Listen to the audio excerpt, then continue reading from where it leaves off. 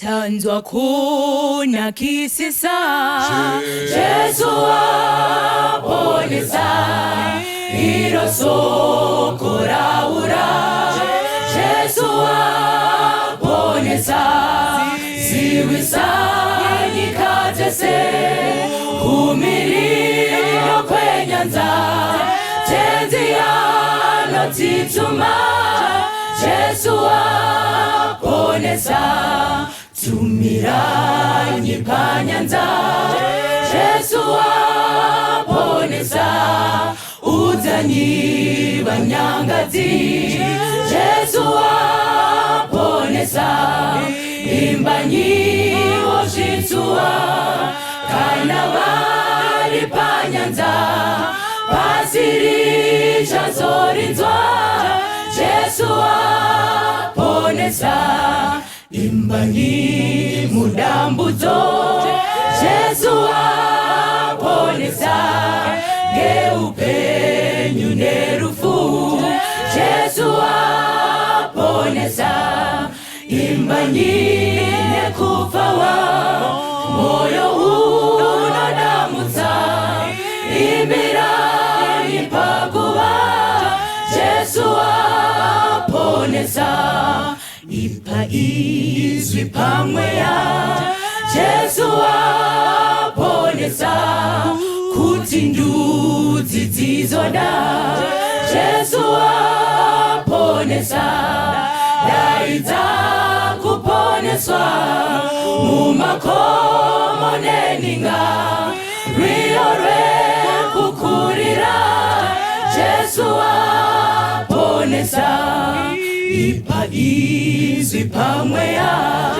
Jesu aponesa Kuti ndudzi dzizoda Jesu aponesa Daidza kuponeswa Mumakomo neninga Rio rekukurira Jesu aponesa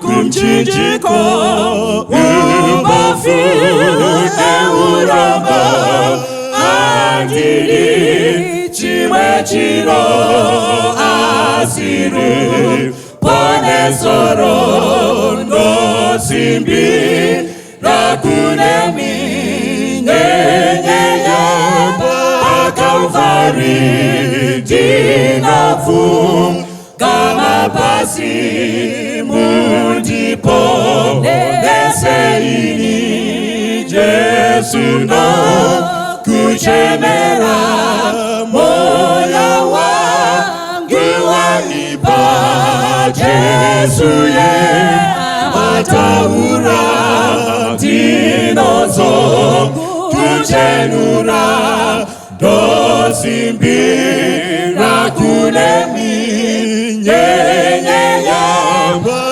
Kalvari dinafu kama pasi mudipo eseini na paje sekunemi jiraje seje pasi moyoje nemuwiri uwewe yudarini Simbira kunemi Yenyeya Pakalvari Dinofu Kama pasi Mudipo Neseini Simbira kunemi Yuneshi Tizonjenyu Shinona Paini Neropa Rora Kristu Nosimbi Rakunemi Yenyeya Pakalvari Dinafu Kama pasi Mudipo Neseini Jesu Abrikuya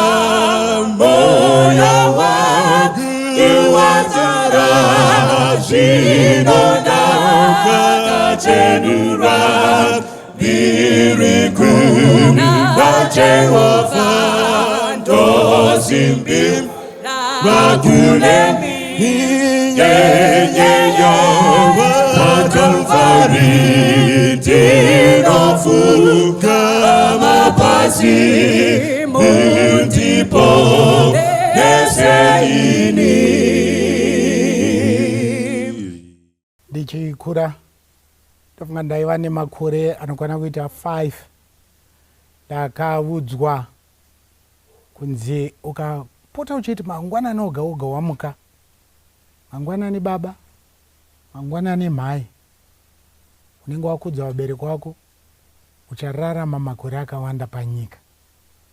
I made it a point kubva that particular age 5, 6, 7 kusvika ezvinezvi, made it a point yakaguma yatowatsika. Every morning first thing I do, mangwanani mhai, mangwanani baba.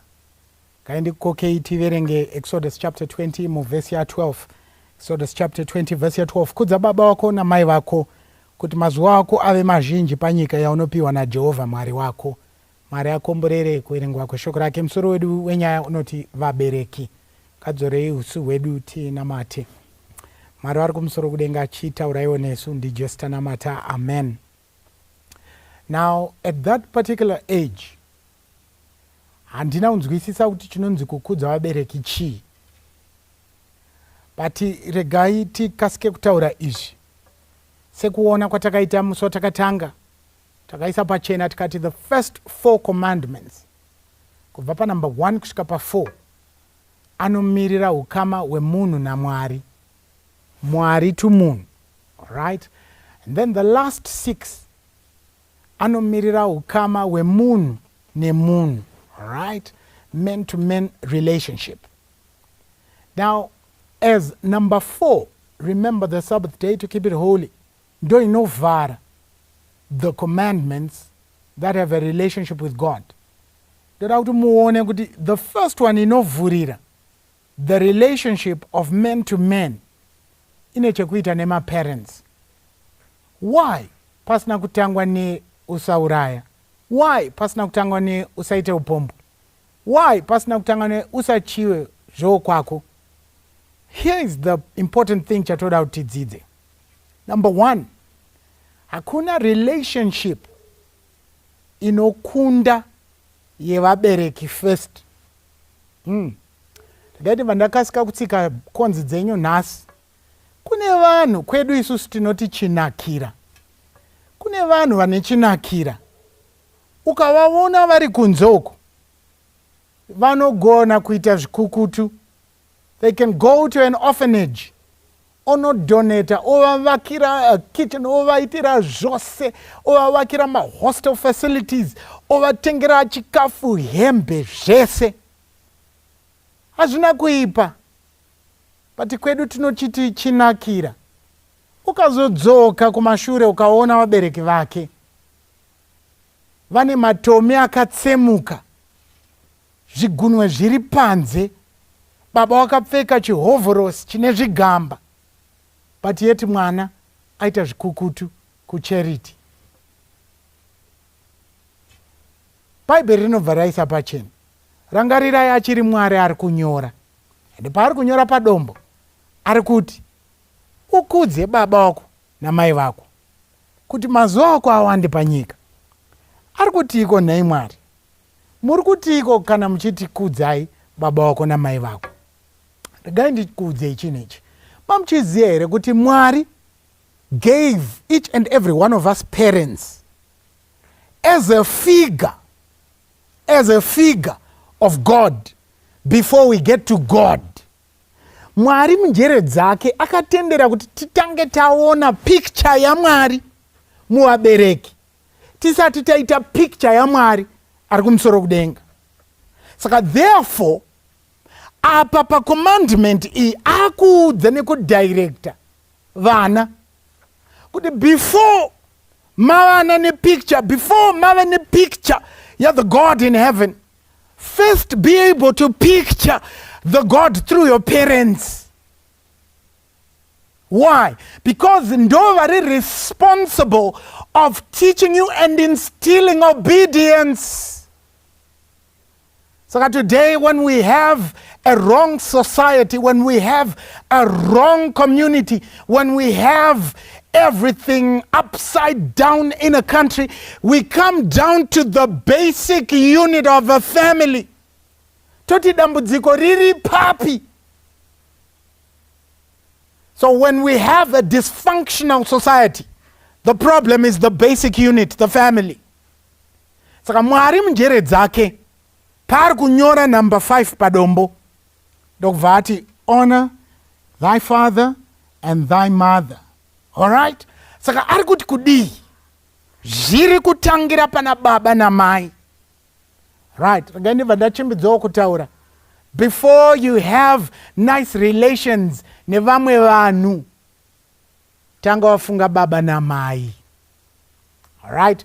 Saka baba namai, verse kana kuti commandment iri kuti iduty renyu kuti mudzidzise mwana uyu. Mwana uyu adzidza oziya responsibility. Alright? Saka the father and the mother will teach and will instill. Because mukazoenda kuna Deuteronomy chapter 6, right, over duty rembereki woga woga pakumuka, pakugara, pakubuda, pakupinda, kudzidzisa mwana kuti kuna Mwari ende Mwari ndiwoga anonamatwa, kwete vamwari, Mwari ari kumusoro kudenga. Mwari uyu ndiye akatiburitsa munyika yeuranda. Mwari uyu ndiye anotichengeta. Mwari uyu ndiye anotipa. Mwari uyu ndiye anofamba nesu. Alright? So it was every parent's duty to teach. Now responsibility yemwana was to bring back responsibility yekuti akudze baba namai. Now coming back to my story, as for me, ndakaudzwa kunzi kukudza baba namai kuwati mamukasei every morning. Saka every morning ndaenda padoo ndononoka. Why? Because ndoda kuti mazuva angu awande panyika. But perhaps let us revisit the verse and the commandment. Tione kuti riri kuti kudii pariri kuti honor your father and mother, so that your days may be lengthened on the earth which the Lord has given you. Number 1, what this is saying, every child, mwana woga woga, ane responsibility towards the parents. Taione. Number 1, your responsibility is to obey. Mamchizera kuti obedience ikatangira mu family circle, yobuda mu family unit, yopinda mu community. We have an obedient community. Tikabuda mu community, chipinda mu society, we have an obedient society. But societies make up a nation. A nation will be obedient. You'll notice kuti mwana uyu will not be a problem in the family and to the state as well. Why? Because zatangira at the family unit. So that's the first meaning of this commandment or this text. But ngati yendei broader, tidzikise manera mbichana. Zviri kurevei ukafunda varairo riri kuti ona. Zvaroreva kana kuti dai ndai ridudzira inini. Riri kuti carry or support. Alright. Saka ngatichirifunda. Saka riri kudai ndiri ndaidudzira ndaiti carry or support your father and mother, so that your days may belong on the earth which the Lord has given you. Kureva kuti mwana woga woga ane responsibility to take care of the parents. Alright? It's your responsibility and duty. Alright. Saka pane phase iri kuchinjanwa. Pawazvarwa uchipfeka mapampa o manapkin, ndo vari kukuchengeta vachiinstila. Utye Mwari, kuna Mwari kudenga. Utye Mwari, kuna Mwari kudenga. Paunopinda into adulthood, there is a sudden shift. It's you to start taking care of your parents as you support them, as they did you. Saka Mwari mjere dzake put this lesson in us, or as parents or as children, that as you grow, they take care of you. As you are grown, you take care of them. But parinoti honor your father and your mother. Here's the thing. Number one, you need to revere and respect your parents. Kune imwe nyaya ndaiverenga newspaper yemwana akapfumbatira baba wake zvibhakera akatovarova, dzama rakavanyudza demo vakafa. Why? It was over a dispute yeSIM card. Now, I'm sure text dai yakaverengwa both kuna baba nekune mwana, they would have resolved this conflict easily. Mwana kana wakatarisa baba wako, no matter how small, no matter how poor, no matter stature, you need to respect him. Ndo baba wako kana mai vako.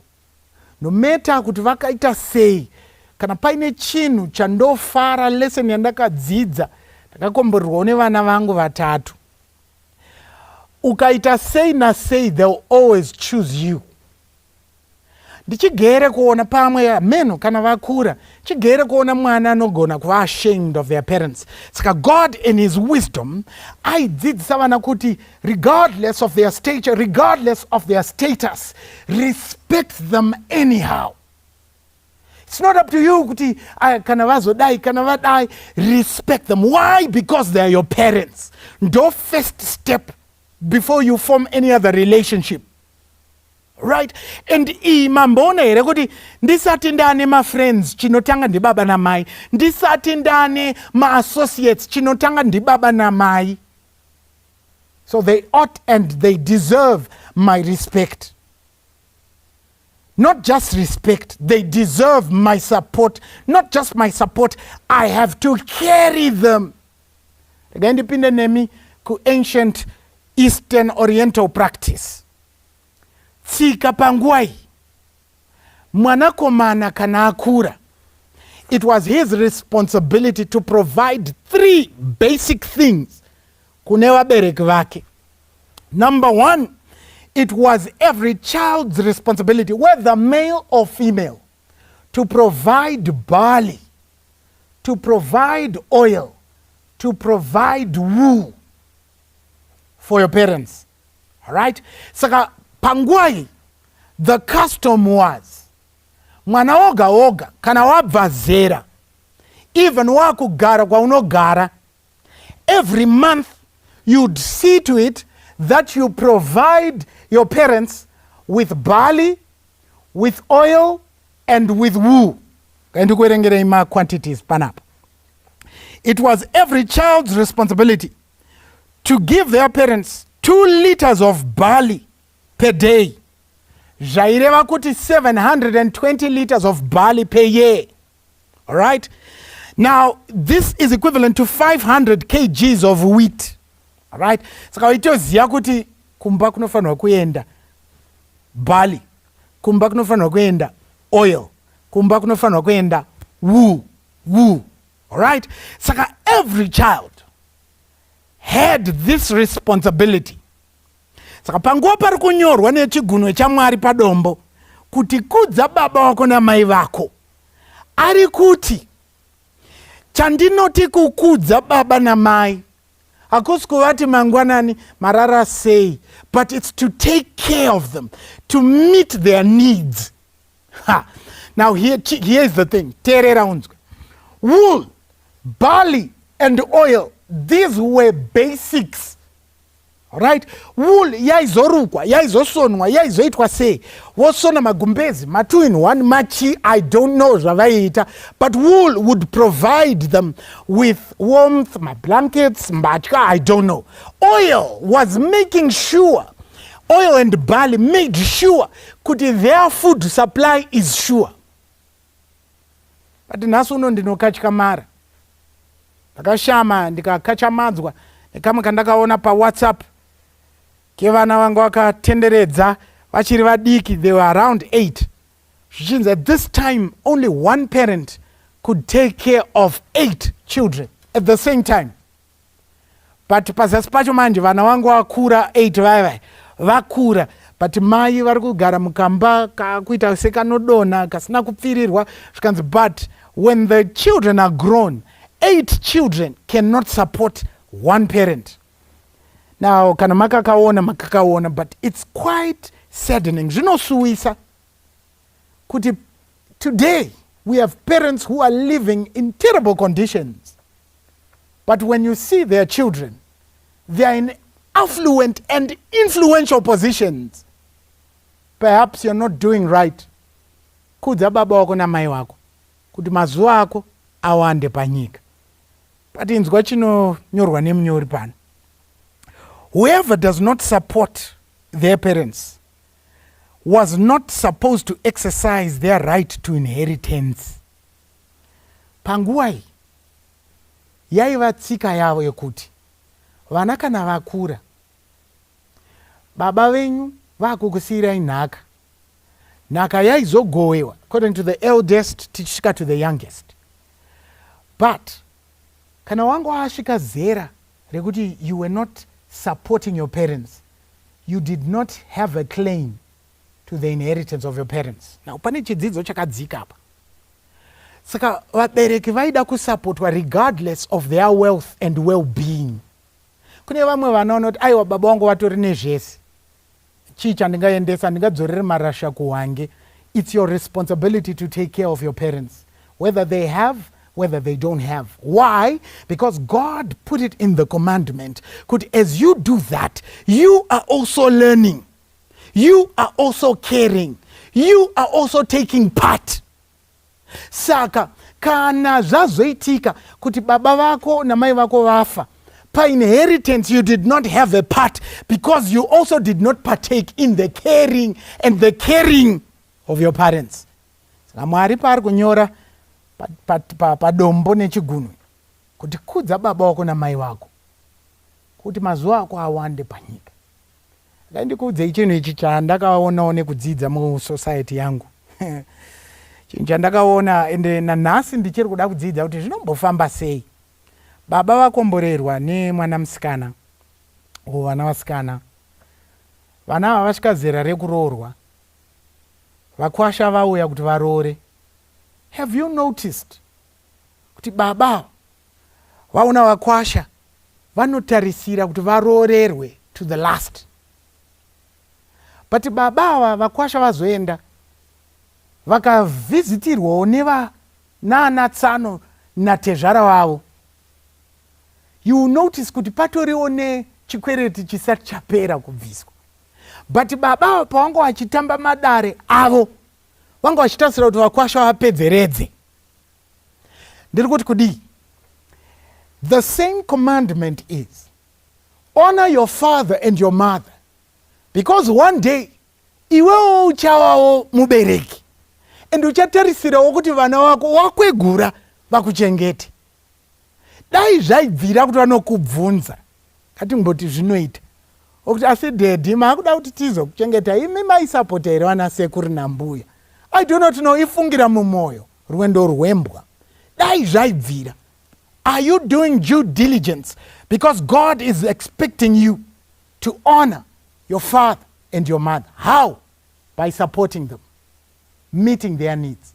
Usaite chinakira chekuti kunze you are a good person, but when you see your parents, they are in a terrible state. Akunamata nemunhu anoti Mwari, ini ndizere nechinakira. I am so good when it comes to the outside world, but yet my own parents are living in poor conditions. Mwari ndibatsirewo. There is no relationship that is formed outside the relationship yevabereki. Teach me. Kune ari kuti but ina handisina, vese vakafa ndiri vadiki. You realize that you still have parents. Vangava vana bamnini, vangava vana sekuru, vangava vana maiguru. They are still your parents. You still have a duty to take care of them. Kana ari pane chidiso nenamato wakadaro anoti Mwari, help me to take care of my parents. Help me to first be nice in Jerusalem. Before I go to Samaria, let Jerusalem have a good report. Kana uriwo munamato wako, namata neni. Mwari vari kumusoro kudenga toda kutendai. Nokuti pamainyora padombo maitotaura kwatiri nhasi. You still expect us to take care of our parents. Ama wabereki vedu Mwari, they are living in poor conditions, yet isu sevana have the capacity and power to carry and support our parents. But because of the cares of this world, takava neglect. Some are living in deplorable conditions. Tinonyara kutoenda newe kubasa kwedu kumba kwedu. Tinonyara kutoti vabereki vedu atishanyire kumabasa kwedu. Why? Because they are living in deplorable conditions. Mwari nasu uno commandment yenyu yaisa pachena. Yamakanyora nemunwe wenyu padombo. Hakuna chikristu chinokura kupinda chikristu chekuchengeta vabereki vedu. Tipewo simba Mwari. Tichengete vabereki vedu. Tipewo simba Mwari. Tivariritire. Sekutiriritira kwawakatiita zvichirema zvichirwadza, they never gave up on us. May we also do the same. Above all, may we respect them. Pachikuru chamunotsvaga kuti isu tive vanhu vanoteerera vakafanana nemi vari mumufananidzo wenyu, who reflect a character like yours. Vakadai ndo vamunotsvaka Mwari. Saka tasimudza mwoyo yedu nhasi. Chitibatsiraiwo nekuti tiri toga simba hatina. Nyasha nengoni dzenyu zvirambe zvichititeera mazuva edu ese upenyu. Tanamata kwete nemuzita romunhu asi muzita raJesu, nokuti ndiro rega ratakapiwa pasi pedenga kuti tikadana naro tinoponeswa. Anotenda wose ngati amen. Amen. Mwari akuitirei zvakanaka. Ngiyafuna lowo mlilo wabangcwele basendulo wabaqondisi ezulwini benesibi enkosini uphikosi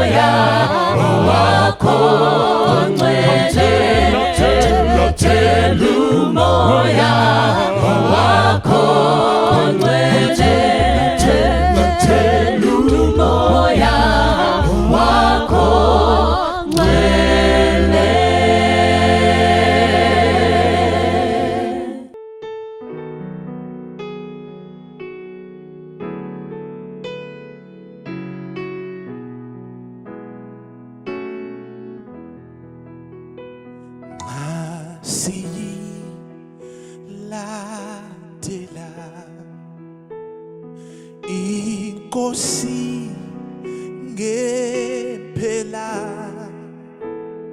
kuzokhanye ndleleni yethu, o silalelu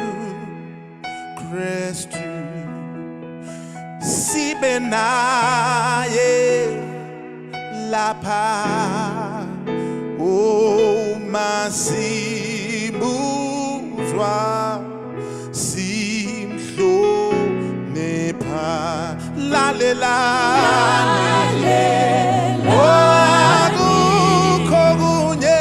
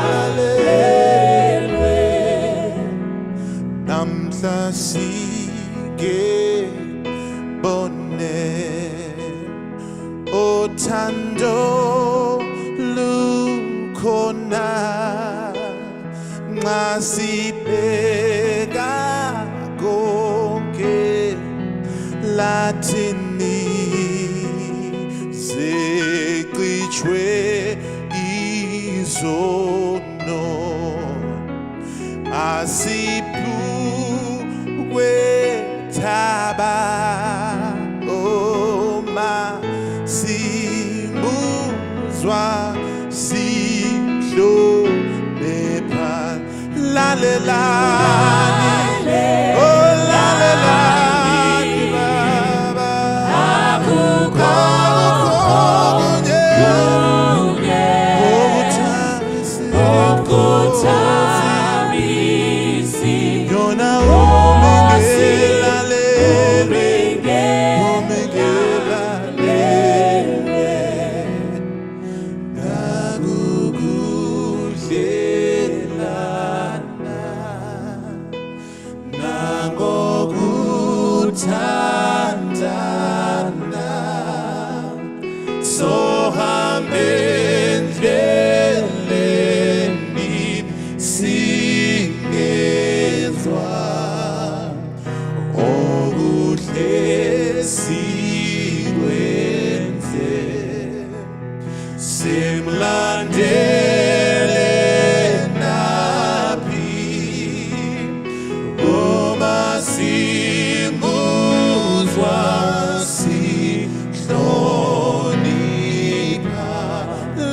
la